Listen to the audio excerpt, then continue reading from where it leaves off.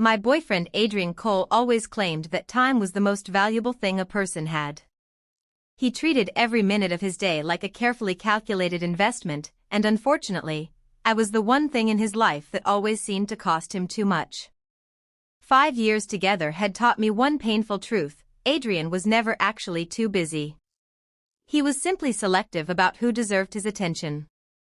From the beginning of our relationship, he created rules that he called healthy structure. Our dates could never last longer than an hour because he said his work required discipline. Unexpected calls were considered interruptions. Emotional conversations had to be scheduled in advance. Even my feelings seemed to require an appointment on his calendar. I convinced myself that this was just who he was.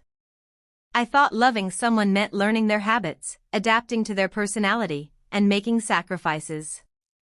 I didn't realize I was slowly disappearing. I sat there with a half-empty phone battery and a cake I never brought home. By the time the rain weakened, it was already dark. When I finally reached our apartment building, the short walk from the entrance to the door left me completely drenched. My hair was dripping. My clothes stuck to my skin. I opened the door expecting at least a question. Maybe concern. Maybe, "Are you okay?" But the apartment was completely silent. The lights were off. The only thing waiting for me was a box of fresh strawberries sitting on the kitchen counter. I froze. Adrian had never bought fruit for me before. He barely knew what snacks I liked. I walked closer, confused, when suddenly the study door opened. Adrian stepped out.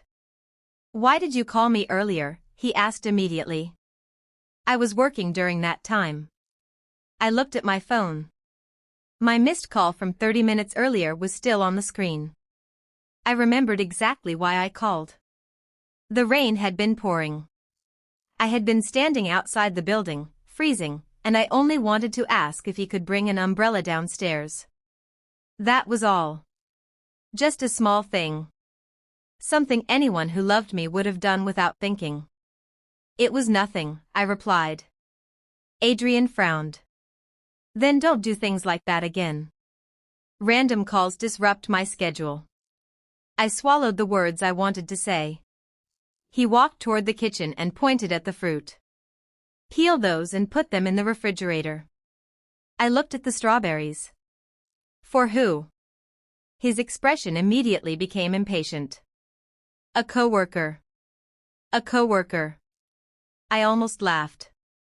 Because I already knew exactly who. "Madison?" I asked quietly. His face changed slightly. Not guilt. Annoyance. "Why are you always asking questions?" The study door closed again. I stood alone in the dark living room, holding the box of strawberries.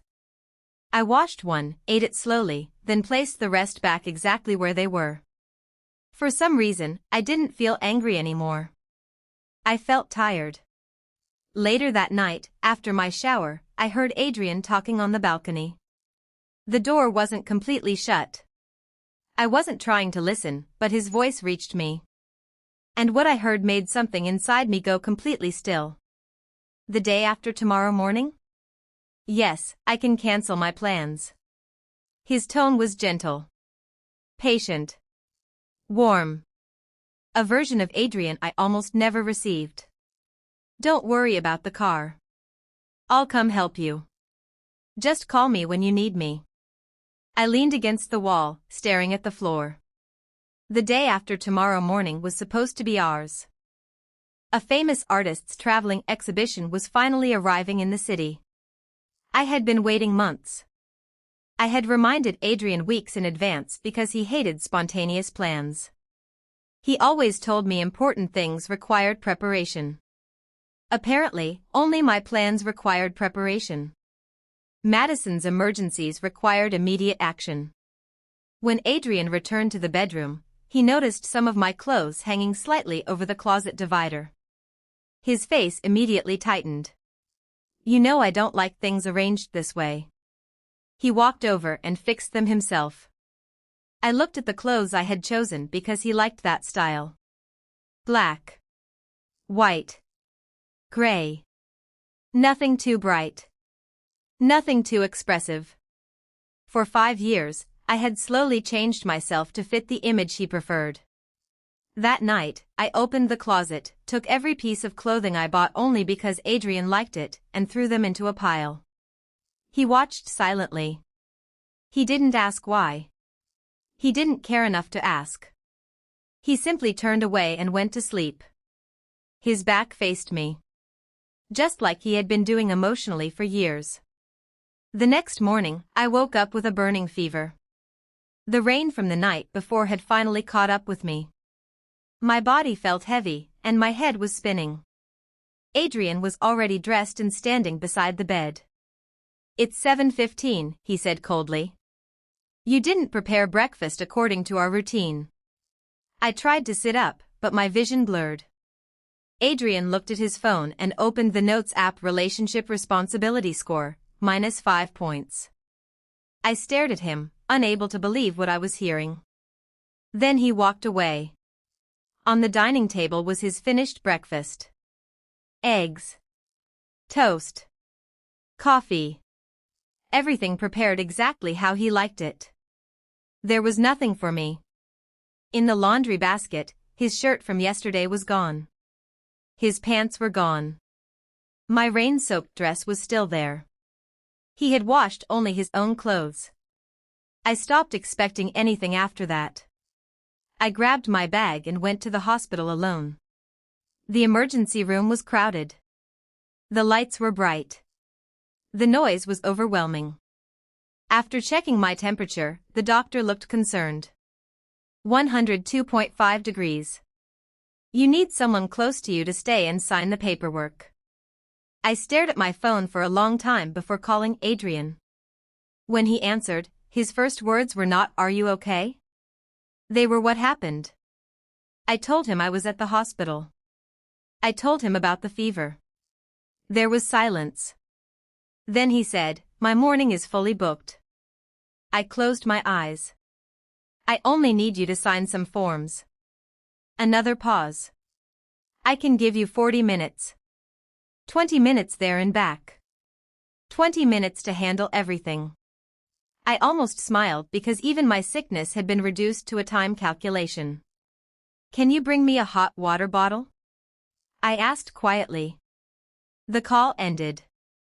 A minute later, my phone received a shopping link. "Order one yourself. It will arrive faster." That was Adrian's solution. Not coming downstairs. Not helping. Just sending me a link.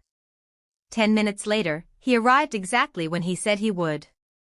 He signed the paperwork, sat beside my bed, opened his laptop, and started working. He was physically there, but emotionally nowhere near me. I watched the medicine drip into my arm while my fingers became colder and colder. Then the nurse came to check on me and suddenly frowned. "Why is your hand swollen?" I looked down and realized my skin was covered with a painful red rash. I hadn't even noticed because I was too exhausted. Before I could say anything, Adrian's phone alarm rang. He closed his laptop immediately. He checked the time. Then he stood up. "I have an important meeting." I looked at him. "Adrian," my hand. He stopped for 1 second and looked at my swollen fingers. Then he looked at his watch. "My time is over." And he left. The nurse watched him disappear through the door and pressed the emergency button without hesitation. For the first time that day, someone looked at me like I was a person, not a schedule problem. That evening, while lying alone in the hospital bed, I opened my phone. And there she was. Madison's latest posts. Adrian smiling beside her dog. Adrian laughing. Adrian spending hours with her. The same man who had only given me 40 minutes. I looked at my swollen hand. I looked at the hospital bracelet around my wrist. Then I opened a resale app and listed the customized smartwatch Adrian had given me. The watch that tracked my schedule. The watch that reminded me when to eat, when to leave, when to stop talking, when my emotions were becoming inconvenient. I didn't need it anymore. I was done measuring my life by someone else's clock. After leaving the hospital, I didn't go back to the person I used to be. Something inside me had changed. Not loudly. Not dramatically. There was no angry confrontation, no tears, no desperate questions asking Adrian why he treated me like a stranger. I simply stopped trying. For years, I had been fighting for small pieces of his attention, hoping that one day he would finally notice how much I loved him. But that night, lying alone under the cold hospital lights, I understood something painful. Adrian noticed everything. He noticed the way I arranged his clothes. He noticed when breakfast was late. He noticed when I crossed a line in the closet. He noticed every mistake I made. The only thing he never noticed was my pain. When I returned to our apartment, I started packing. Not all at once. Not like someone running away. I moved slowly, carefully, like I was removing myself from a life that had never truly belonged to me. The paintings I had created because I loved art. The books I stopped reading because Adrian thought they wasted time. The clothes I bought before I learned what colors he approved of. Everything connected to his rules, his preferences, and his version of perfection went into boxes. The apartment slowly became emptier, but for the first time in years, I could breathe. The next morning, Adrian woke up and immediately realized something was wrong. His glass of water was not waiting on the nightstand at the exact temperature he liked. His shirt was not perfectly ironed. His breakfast was not prepared according to his schedule. I was sitting at the kitchen table eating pancakes and drinking coffee. Real coffee. Hot coffee. The kind Adrian always told me was unhealthy because I drank it too late in the day. He stood there for a moment, confused. "Your lack of preparation has delayed my morning routine by 8 minutes," he said. I looked at him calmly. "That sounds like your problem." His expression darkened. I could tell he expected me to apologize. He probably believed I was still upset about our anniversary dinner. He didn't understand that something much bigger had ended. He grabbed his things and left without another word. That afternoon, the apartment door opened. I heard voices. Adrian had brought Madison home. I stopped what I was doing and looked toward the living room. It was almost unbelievable. Adrian had always been obsessed with his personal space. He had strict rules about guests. Once, when my best friend was going through a difficult breakup and needed somewhere to stay for one night, Adrian refused immediately. He said our home was not a place for emotional chaos.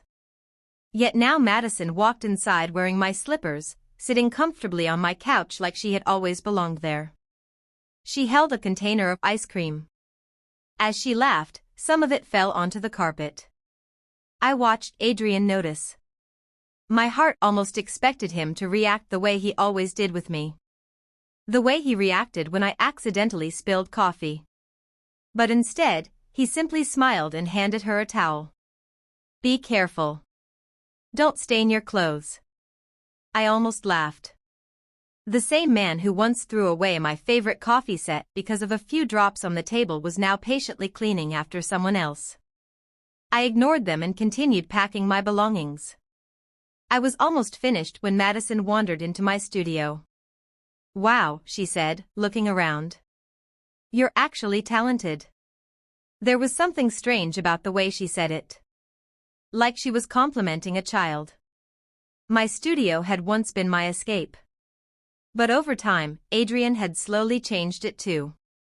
He said organized people produced better work, so I arranged my paints according to his system. Colors separated.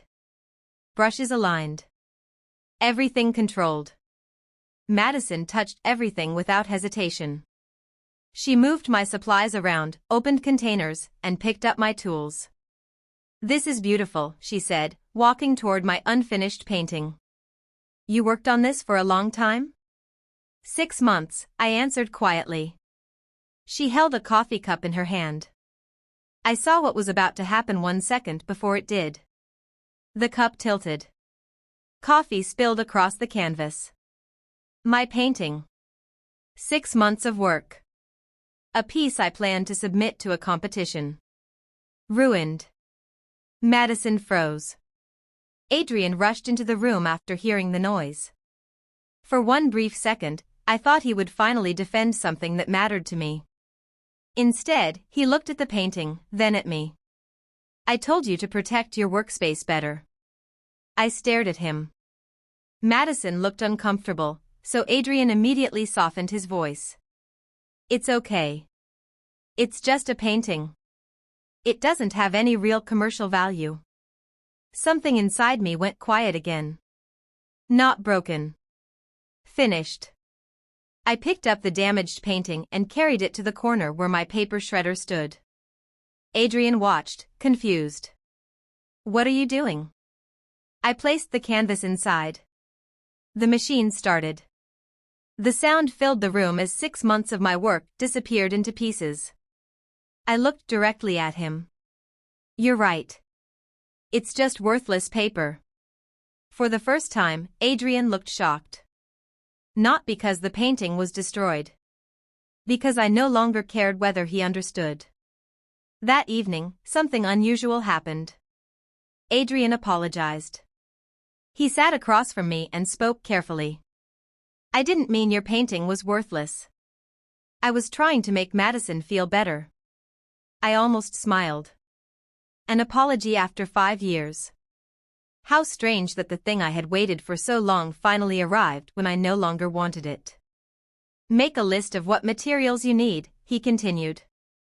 I'll replace everything. I looked at him. The man who never asked what I needed for my art was suddenly offering to buy supplies. But it didn't feel like kindness anymore.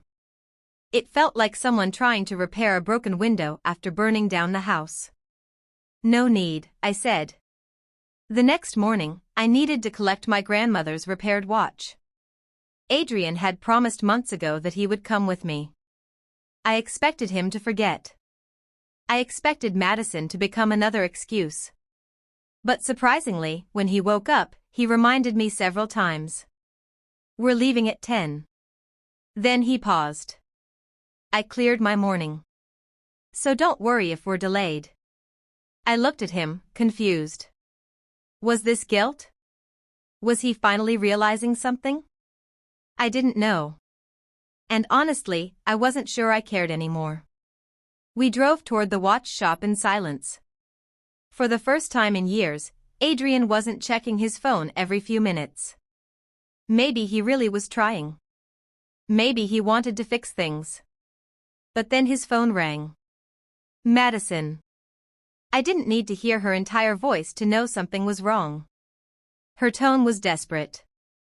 She said the exhibition model she was responsible for had incorrect measurements and the client was furious. She needed Adrian's help immediately.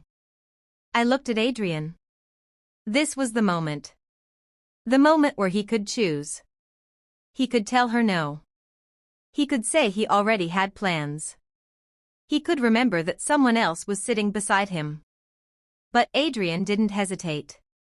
He turned the steering wheel and made a sudden U-turn. Cars behind us immediately started honking. I grabbed the seatbelt as the vehicle changed direction. The watch shop closes at 5, I reminded him. His face remained cold. A broken watch can wait. Madison's project affects millions. I stared out the window. So that's more important? He sighed like I was making things difficult. You always make emotional situations bigger than they need to be. We arrived at the exhibition hall. Rain started falling again. Adrian looked at me before leaving the car. Wait here. I'll be quick. Then he walked inside. I watched through the windshield as Madison greeted him. She looked relieved. He looked focused. The same expression he used when solving important problems. Except this time, I wasn't the problem. 30 minutes passed. Then 1 hour.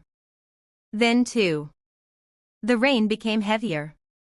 I watched the time on the dashboard move forward. 5 o'clock came. The watch shop closed. 6 o'clock came. Still nothing. Through the glass windows upstairs, I saw Adrian sitting beside Madison, helping her correct drawings and documents. His jacket was removed. His sleeves were rolled up. He looked comfortable. Happy, even. On the table beside them was a carefully prepared dessert box. He had remembered to order dessert for her. The man who forgot our anniversary cake was making sure Madison had something sweet while I waited alone in a locked car. 7 hours passed. My phone finally received a message from the watch shop owner. I'm sorry. We're closed now. I'll keep your grandmother's watch safe, but I'm leaving town tomorrow. I read the message again and again. My grandmother's watch. The last thing I had from the person who always made time for me. She never told me she was too busy. She never measured her love in minutes. And now the person who claimed to love me had spent 7 hours proving he never understood the meaning of time at all. I looked up at the second-floor window. Adrian was still there with Madison. He had given her the hours he refused to give me. And suddenly, I didn't feel angry anymore.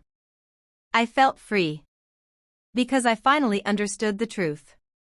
Adrian Cole was never running out of time. He was only choosing where to spend it. And I was done begging for the minutes he willingly gave someone else.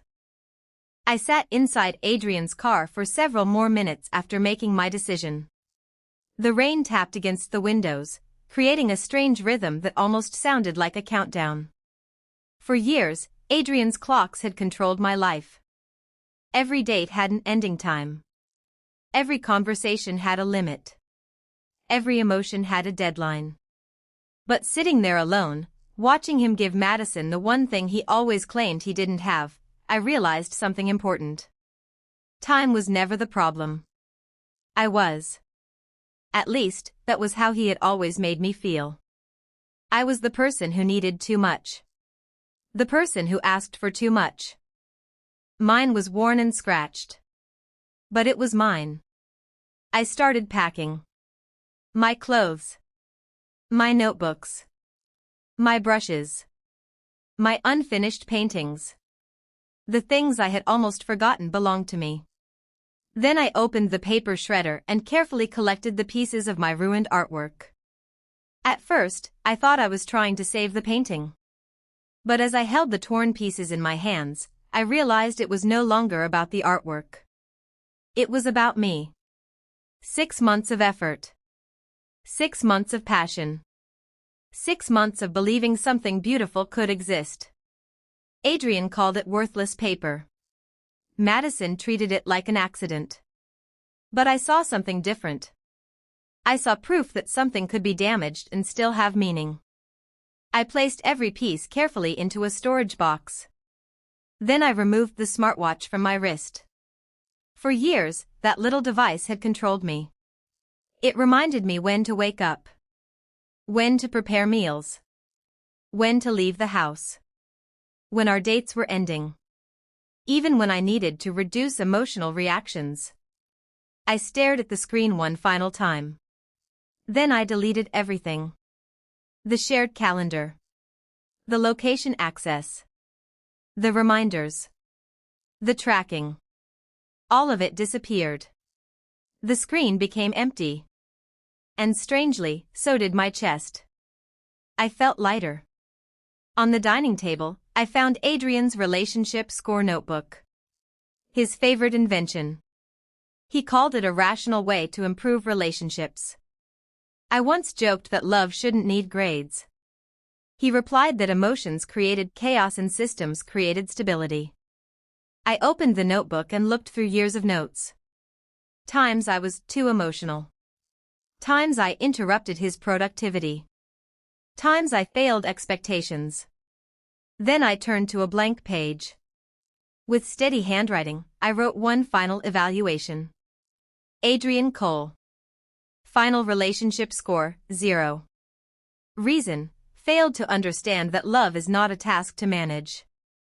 I placed the notebook beside the apartment key. The strawberries from days ago were still in the refrigerator. I threw them away. Not because of the fruit. Because they represented another moment where he brought something for someone else and expected me to accept the leftovers of his attention. When I closed the apartment door behind me, I didn't look back. Adrian came home after midnight. I knew because my old phone received his messages. At first, they sounded exactly like him. "Where are you? Why did you leave the car door unlocked? This behavior is irresponsible. You are disrupting my schedule." Then the messages changed. "Did you go to the watch shop? Answer me. Are you sick again?" I stared at that last message for a long time. Concern had finally arrived. Just too late. I spent the night at my best friend Lily's apartment. She didn't ask endless questions. She just gave me a blanket and made tea. My fever was still there. My hands still hurt. My body was exhausted. But for the first time in years, nobody was telling me when I had to sleep, when I had to wake up, or how I should behave. The next morning, Lily looked at the box containing my destroyed painting pieces. "Should I be worried there's a body in there?" she joked. I almost smiled. "No. Just my old life." She understood without asking more. That was why she was my friend. For the next few days, I stayed away from Adrian completely. I rented a tiny room above an abandoned bakery on the edge of the old art district. The walls were cracked. The window didn't close properly. The heating system made strange noises every night. But it was mine. No rules. No schedules. No relationship scores. Just silence. I spread the pieces of my painting across the floor. Then I added everything else. The anniversary receipt showing the split payment. The hospital bracelet. The call record proving Adrian only stayed 40 minutes. The delivery link instead of bringing me a hot water bottle. Photos of my swollen hand. Screenshots of Madison's posts from the day I was alone in the hospital. The 7-hour wait outside the exhibition hall. The message from the watch shop. The smartwatch reminders. The relationship score notes. I placed them all together. At first, I thought I was collecting proof against Adrian. But then I understood. I wasn't building a case against him. I was documenting myself. I was recording how much I had given, how much I had tolerated, and how much of myself I had lost trying to earn someone's attention. I wrote one sentence on a blank piece of paper. "Time's up." That became the name of my new artwork. The first gallery rejected it. The second never responded. The third said it was too personal. I almost laughed. Too personal. That was exactly what Adrian always wanted from me. A version of myself that was quieter. Smaller. Easier to manage. But I wasn't that woman anymore. I took the damaged painting pieces to a restoration studio near the art district. I needed help preserving them. That was where I met Julian Hart. He was standing behind a work table covered with old paintings and restoration tools. He had paint on his hands and a calm expression that immediately made the room feel different. I placed the box in front of him. "It's damaged," I said. Julian opened it carefully. Most people would have focused on the stains. The torn pieces. The destruction. But he looked at the details. The brush strokes.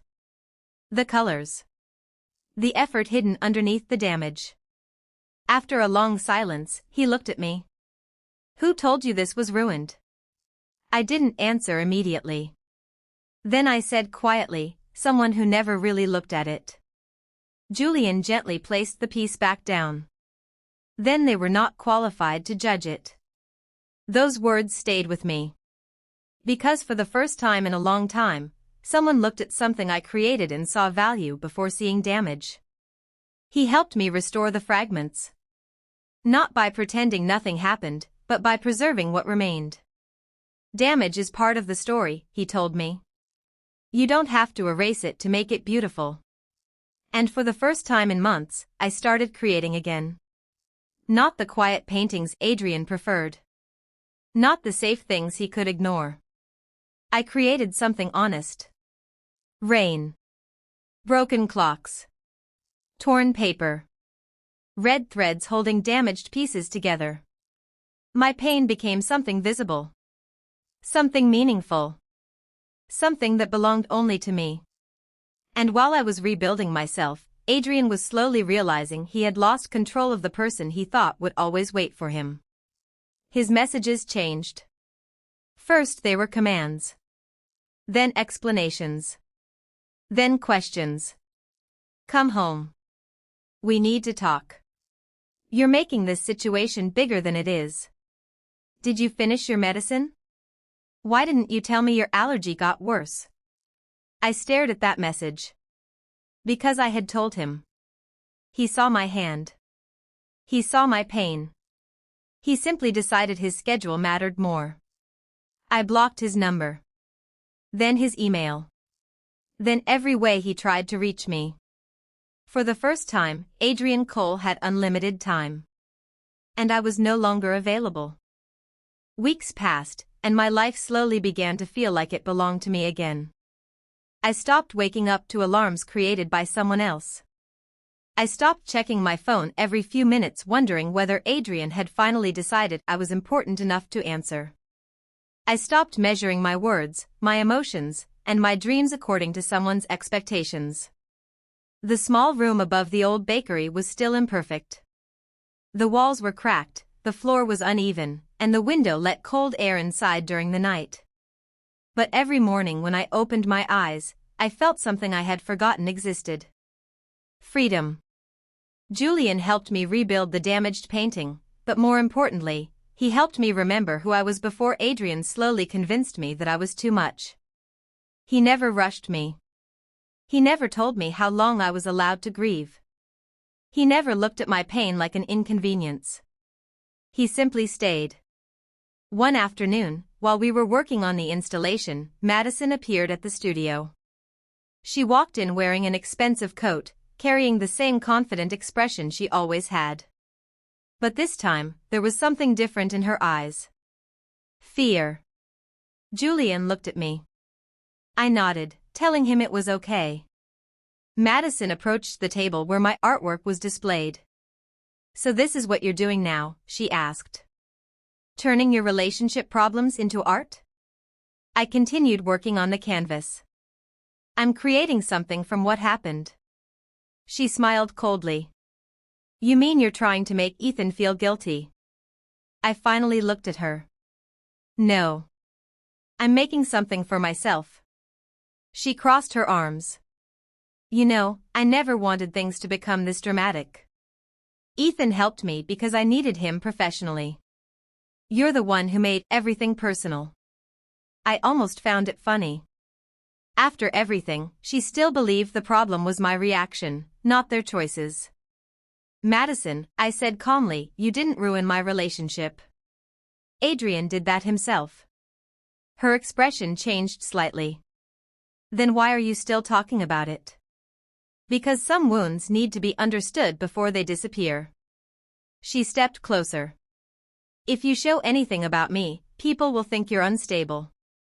Ethan already thought that once. The room became silent. Julian reached toward his phone, but I stopped him. I had already expected this. My recorder was running. Then let them decide, I replied. This time, they can hear everything. Madison's face turned pale. She left without another word.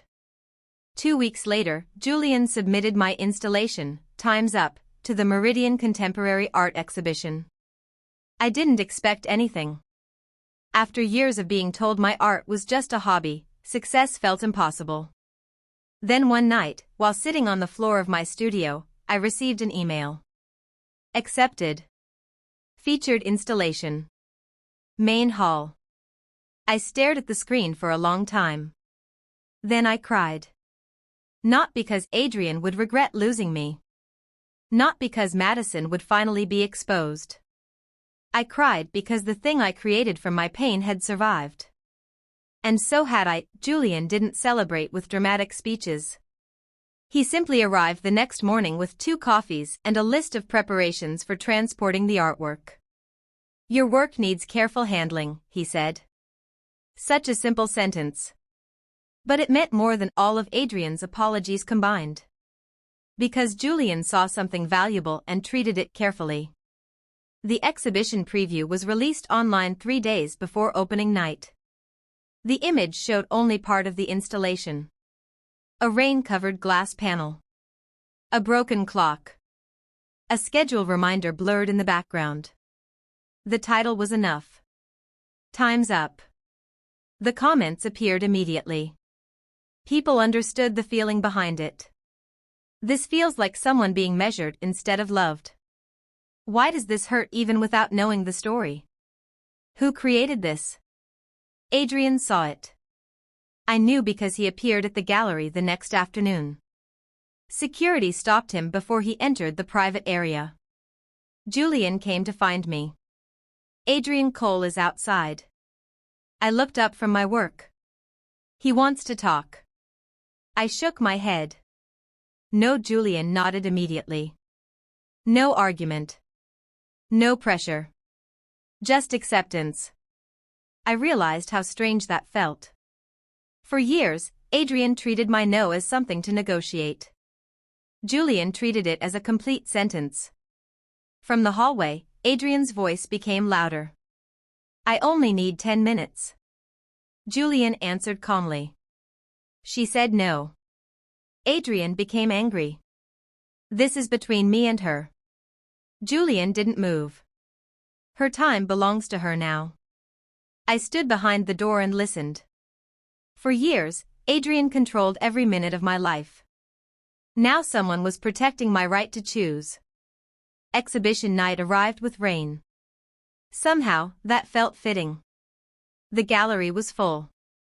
Artists, critics, journalists, and visitors moved through the halls. Then the lights dimmed, and my installation appeared. Time's Up stood in the center of the room. A table for 2. 1 chair occupied. 1 empty. The anniversary bill displayed between them, divided perfectly down the middle. The hospital chair. The image of my swollen hand. The rain-covered car window. The 7-hour waiting timeline. The destroyed painting fragments hanging with red thread. The smartwatch reminders displayed like evidence. Date ends in 1 hour. Relationship score, -5. Hospital care window, 40 minutes. Madison waiting time, 7 hours. Nobody needed my explanation. The truth was already there. People stood quietly, realizing this wasn't just about a breakup. It was about someone slowly disappearing inside a relationship. Then Madison arrived. Ethan was with her. The moment she saw the installation, her expression changed. "This is disgusting," she said loudly. Conversations around us stopped. "You're using private pain to get attention." I looked at her calmly. "Good evening, Madison." She looked around at the audience. "She's trying to make everyone think we're terrible people because she couldn't accept Ethan helping me." Nobody answered. I didn't need to.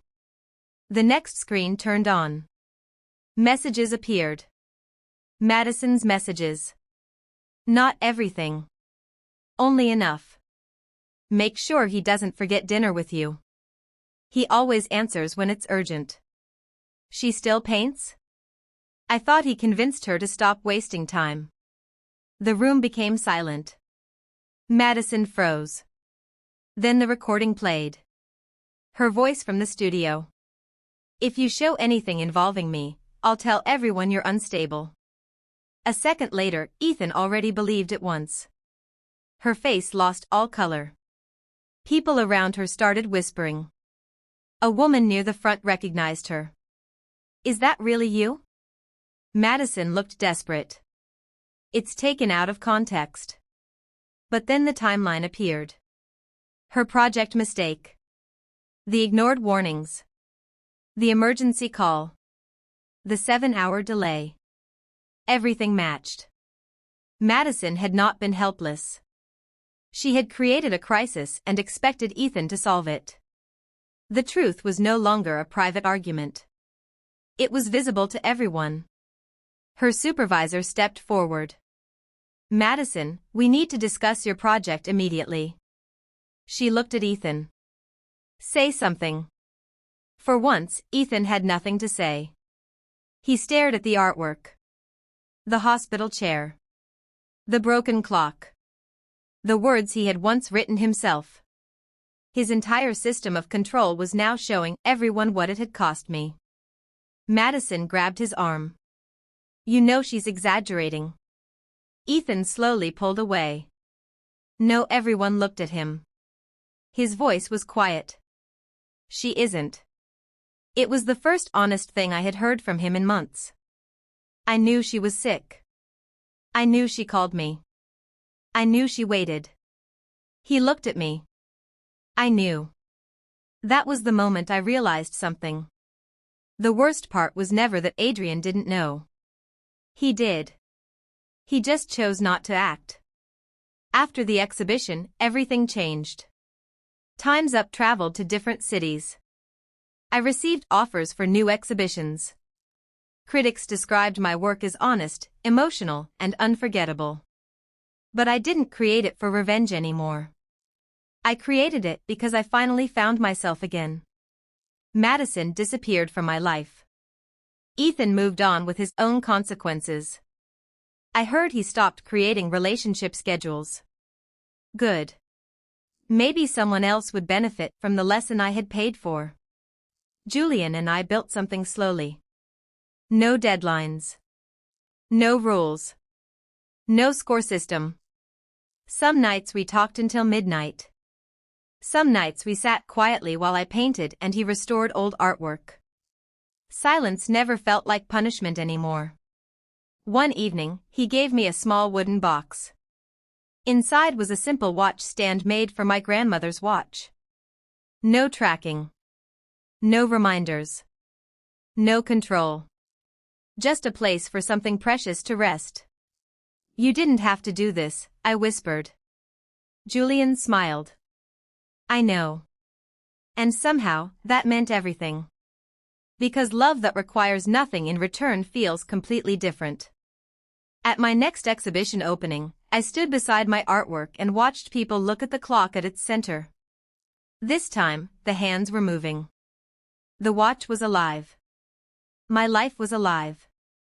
Julian stood beside me and asked, "How long do you want to stay?" I smiled. "As long as I want." And for the first time in years, that answer belonged only to me. Adrian gave Madison 7 hours and asked me for 1. I gave him a few minutes of silence and chose a lifetime where nobody would ever measure my worth again.